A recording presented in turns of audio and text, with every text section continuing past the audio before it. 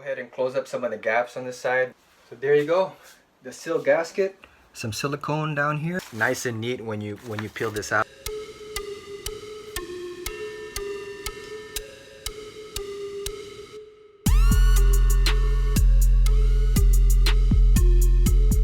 As you can see, I put some foam to just kind of cover up the extra hole and just secure this a little bit more. So I'm gonna put some more sand in there to fill it up. I don't want to put concrete because you never know, just in case I have to take off the pan again. Not saying I would, but I'm just gonna leave the hole the way it is and just add some sand. Of course, I'm gonna dry fit again to make sure everything fits nice and snug. So I got the shower pan dry fitted once more. Now what I'm going to do is bring in the back wall and maybe the left wall and just dry fit those as well and see where the holes line up.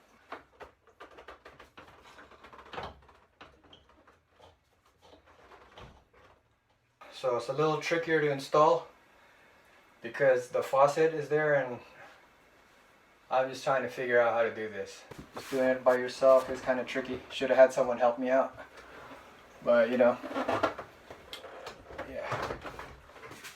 There it is. Tight as can be. Now I just have to make sure it's snug and then just try to mark all the where I'm going to be drilling.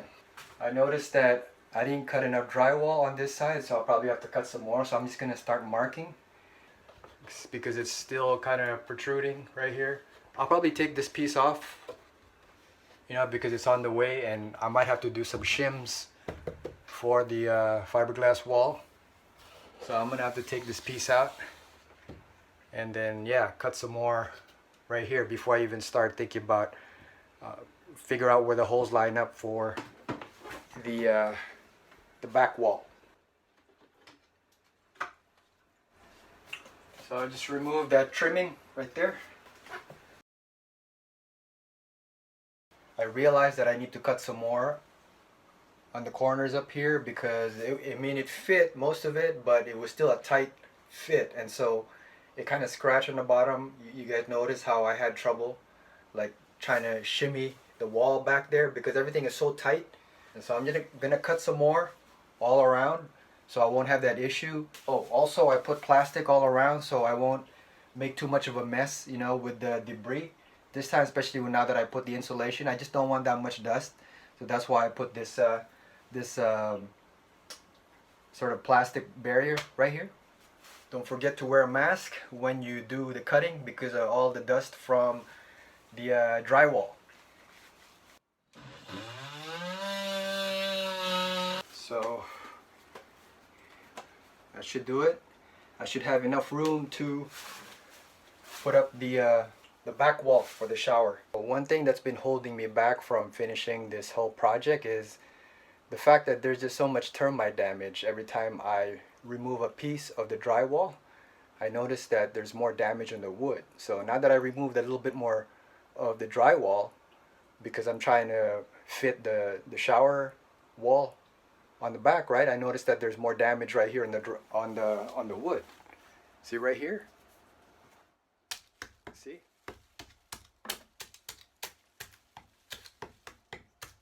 So that's all termite damage. Obviously I had a treatment done, so I don't really have to remove this wood, but I still want to get rid of a lot of the rotten wood as much as I can, right? So now I have to deal with that before even thinking about dry fitting and finishing the shower.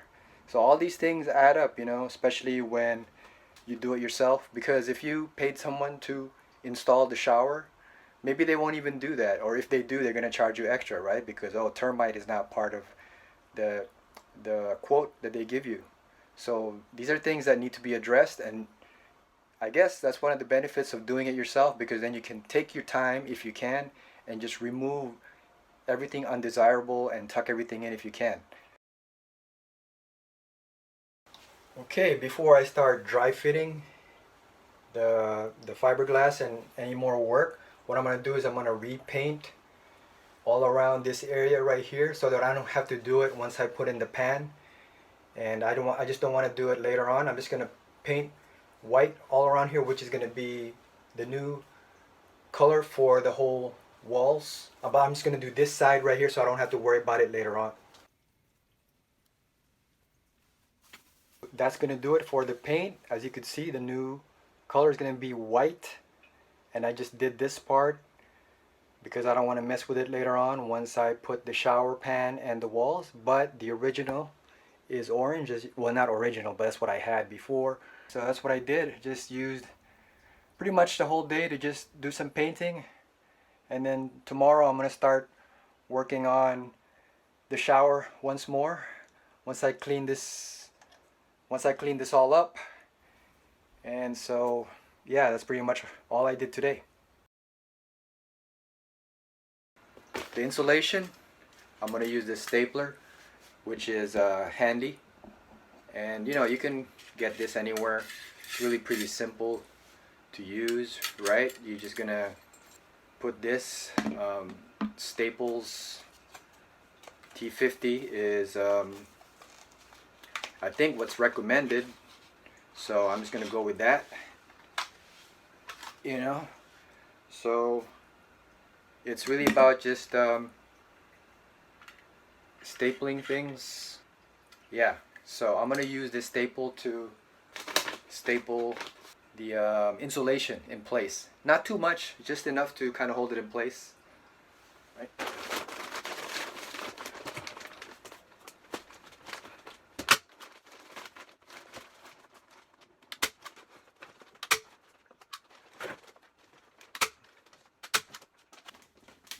So now that I got the staples done on the insulation, I'm just gonna plug up all the holes. Use my my leftover material that I have here.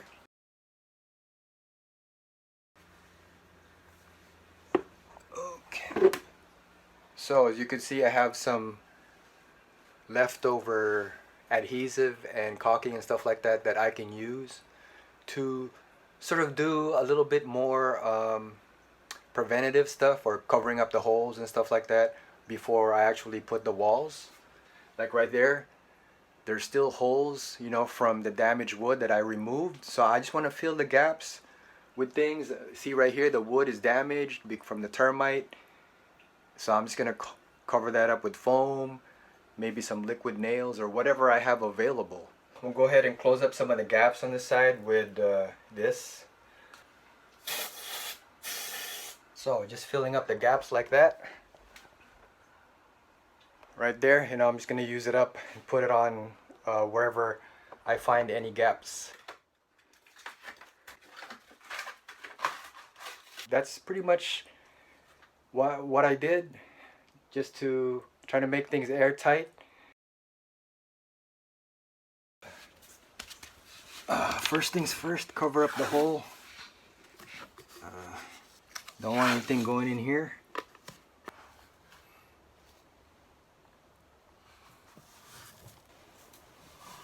Just to make it solid.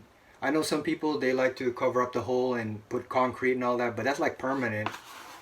I don't really want to do that, in case, hopefully, knock on wood, no issues arise in the future. But if there is, then I could just get rid of some sand, or you know, I could still see where the piping's at and repair it if I need to, right? So that's why I'm just using sand, because it's not permanent. Now it's got sand all the way. It's not completely full, but that's good enough. It covers up the piping. And this one too is a little more solid. Has a little bit of base and support. So what I did was I put some tape all the way around. A little bit of maybe waterproofing, or just a way to protect it more. Not really sure how much help that would do, but I just wanted to do it. So that's why I put the all-weather tape all the way around, just for extra protection. And now I'm getting ready to put the shower pan, the drain right here, to make it happen. So that's where I'm at right now, ready to go. I'm ready to put the pan. finally, right after doing all this extra stuff in the back, the insulation and putting some extra wood and getting rid of the rotten wood from the termites and putting some taping all the way around and some foam and all that. You know, all these things behind the scenes that you don't really think about unless you're doing it and you're doing all the prepping.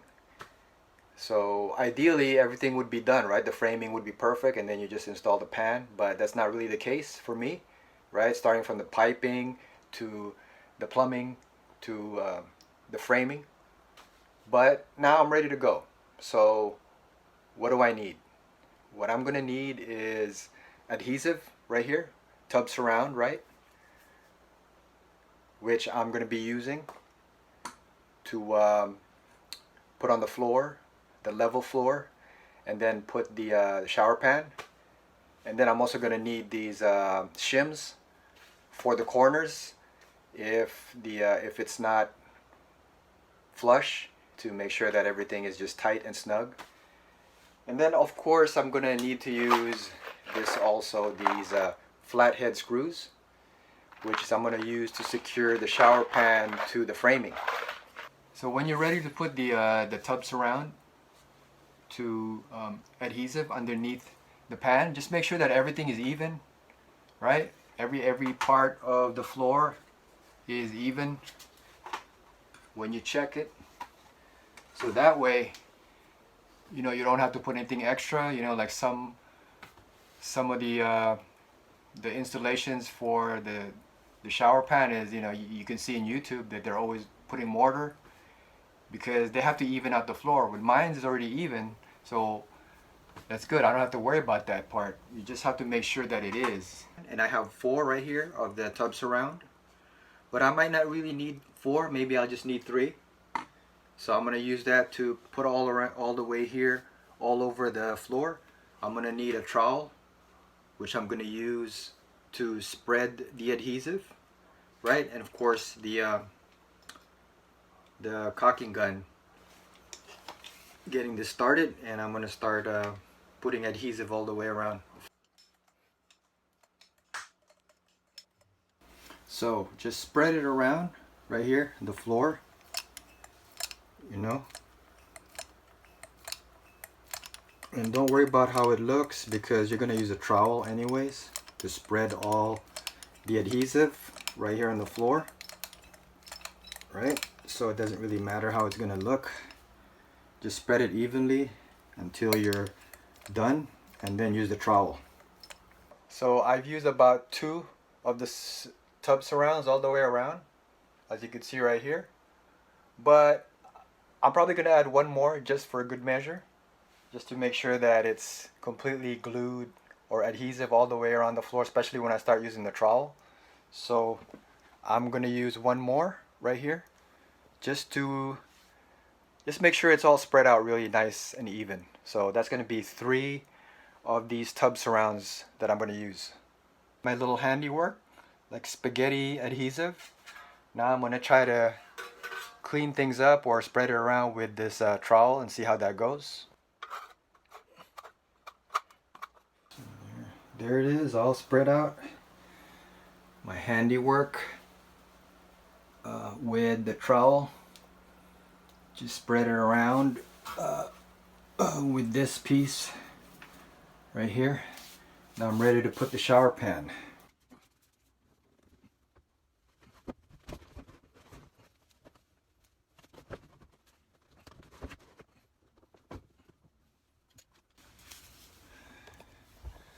Okay, got the shower pan in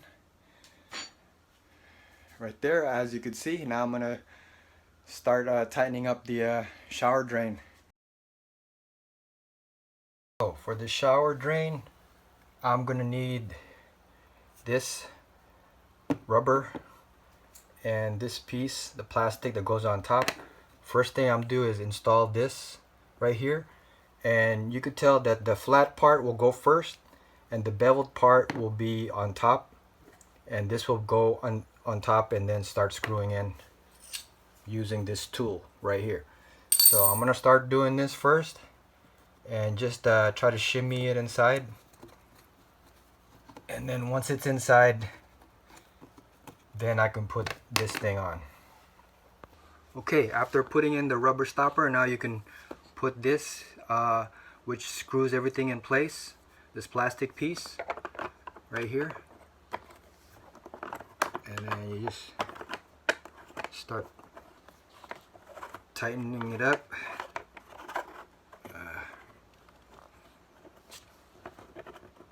That. And then use this to tighten it up even more. Just put on top and then use a screwdriver.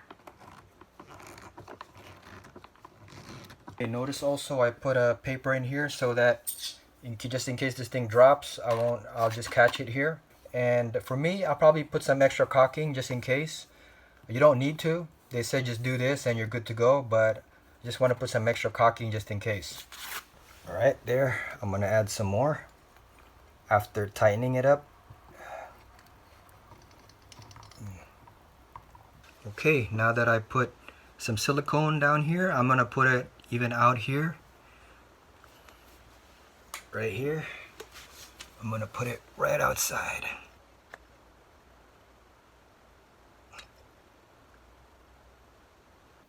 So there you have it. The extra silicone inside the pipe right here by the rubber and out here as well. So just wanted to make sure I have enough. Then when I'm ready, I'll just put this OT drain plug cover right there once it dries up, and then I'm good to go. Because I like that hybrid stuff, this stuff right here. It really works wonders. I use it for the tub upstairs and there's no leaks of any sort. So I like this DAP hybrid, which is really good. I like it. So there you go. It's overkill, but for me, I like it. You guys don't have to do it. You could just put in the drain plug the way I did and not even worry about adding the extra silicone per instructions, right? But for me, hey, you know, I just want to play it safe. So hopefully I did it right. And you know, we'll see what happens in the future, but I just don't want any issues with the leaking and stuff like that. I didn't really want to use this if I don't need to, because hey, I could just return this at Home Depot, right? So what I did was I just got some shims. I just cut pieces of wood I have laying around, and I'm just gonna use that to put shims all the way around, so that way I don't have to use this and I could just return it.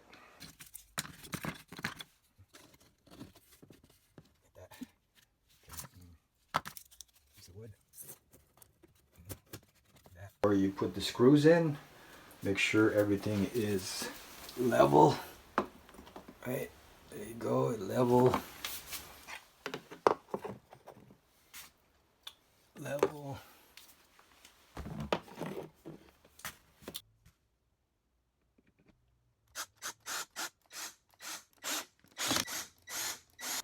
Okay, so I got everything screwed, as you can see, all the way around the pan. And one thing to think about, or actually one thing to note, is that when I screw these in, I don't have it on high because I don't want to over torque when I do these screws. So just tight enough, you know, but don't over torque because you don't want to crack the fiberglass shower pan.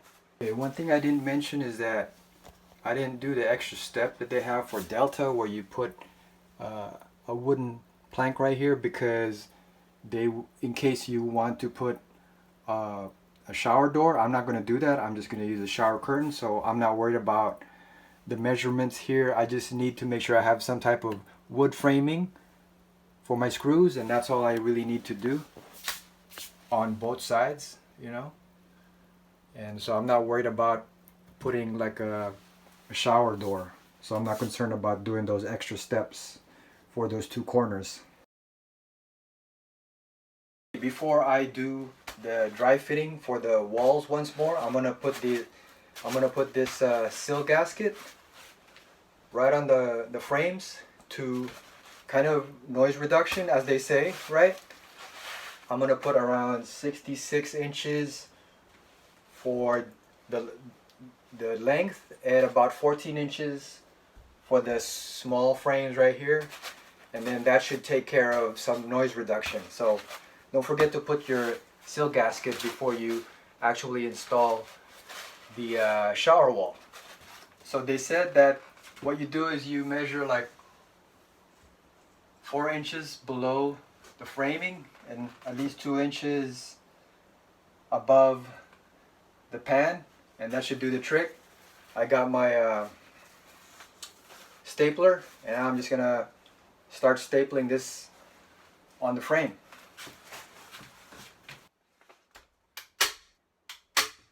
Might be a bit of an overkill because I have 4 rows rather than 3, but then again, you know, everybody's framing is different depending on what you got behind your walls or your shower. Okay, also put the sill gasket on the left side and the right side, just for good measure. Again, there's the sill gasket for noise reduction. For the foam tape, we're going to start installing it right here on the flanges, and like the instructions said, for the Delta 500, we have to put it on the flat part of the flange right here, and you can cover up the screws. So you start off right here, right here where it has this sort of bevel, and then just cover up the flat part of the flange up here all the way around to this side. So that's what we're gonna do with this foam tape. So once you peel it, it's ready to go. Now you could start putting it right here on this part, which is the flat part of the flange. Had some issues with some of this tape not coming off completely, the adhesive, but okay, we're good to go. When you get on the corner, you want to make sure you press it really good with your finger all the way, secure like that.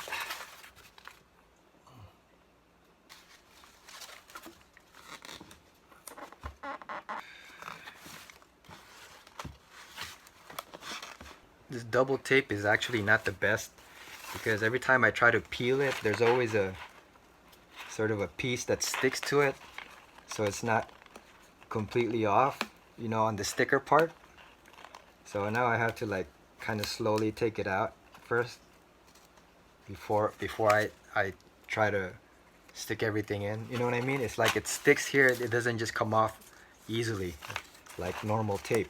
You just kind of have to be aware of that. See, there's like little pieces of the residual, so the sticker isn't completely nice and neat when you peel this out. So it's just a little bit annoying. Yeah, again, just make sure you use your finger when you hit the corners. Close that out. So that pretty much does it for the tape. All I have to do now is press all the way around, make sure everything is nice and tight, and then I'll be ready to install the shower wall, at least the back shower wall. So that's gonna do it for part 4. As you can see, there was quite a bit of prepping that I had to do just to get the shower pan installed.